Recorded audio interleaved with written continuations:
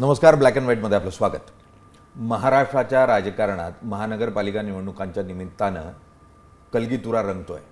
इतकंच नाही तर कोण कोणाच्या पक्षात, कोण कोणाबरोबर युती करतोय, कालचा शत्रू आजचा मित्र होतोय, अगदी वैमानस्य असावं इथपर्यंतचा विरोधकही मांडीला मांडी लावून राजकारण करतोय, सत्तेत येतोय, असं स्वरूपाचं चित्र आहे.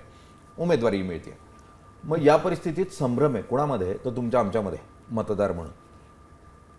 या मतदाराला अनेक प्रश्न पडलेत आणि ते विचारण्याचा आपण प्रयत्न करतोय आपल्या ब्लॅक अँड व्हाईटच्या रूपानं, थेटपणे राजकारण्यांना, वरिष्ठ नेत्यांना. या सिरीजमध्ये आज आपल्याबरोबर आहेत राष्ट्रवादी काँग्रेसच्या वरिष्ठ नेत्या आणि खासदार सुप्रिया सुळेजी. आपण त्यांच्याही चर्चा करणार आहोत. ताई, खूप खूप स्वागत.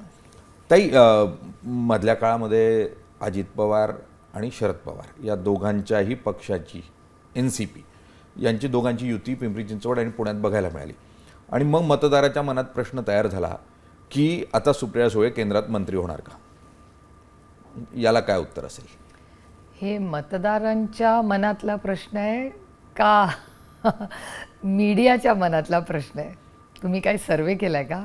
नाही, पण म्हणजे साधारण आम्ही जात असताना, प्रवास करत असताना असं सर्वसाधारण लोकांशी विचारल्यावर पुणे पिंपरी चिंचवडमध्ये लोक विचारतात मग पुढच्या काळामध्ये जाऊ शकतात सुप्रियाताई पण केंद्रामध्ये.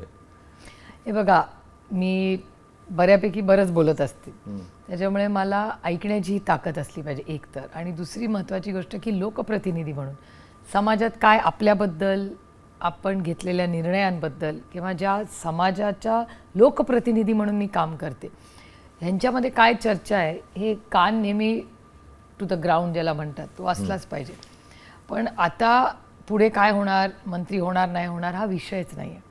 आता महाराष्ट्रामध्ये मूलभूत सुविधा कोण देणार, कशा देणार आणि देतील का नाही, आणि आजची राजकारणाची काय परिस्थिती राज्यात आहे, आणि त्याच्यामुळे माझ्यासारखे लोक जे त्या प्रक्रियेचा अविभाज्य भाग आहेत हे अस्वस्थ आहेत. मीडियामधले अनेक माझे मित्र मैत्रिणी अस्वस्थ आहेत. आणि समाजात फिरत असताना खरंच हे इलेक्शन हे फक्त TV आणि कॅम्पेन पुरतं आहे का, खरंच ह्या जो मतदार राजा आहे तो खरंच त्याच्यात किती इन्वॉल्व्ड आहे, हे सगळ्या या प्रश्नांमधून खरं तर मीही रोज विचार करते की नक्की महाराष्ट्राच्या राजकारणात काय चाललंय.